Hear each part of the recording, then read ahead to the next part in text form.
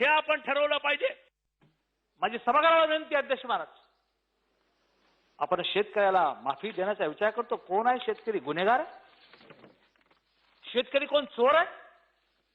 शेतकरी कोण डाकू आहे? म्हणजे आपल्या सहसभाला, माझ्या सहसभाला विनंती आहे की कृपा करून माफी हा शब्द आता इथून पुढच्या काळात वापरू नका, अध्यक्ष महाराज.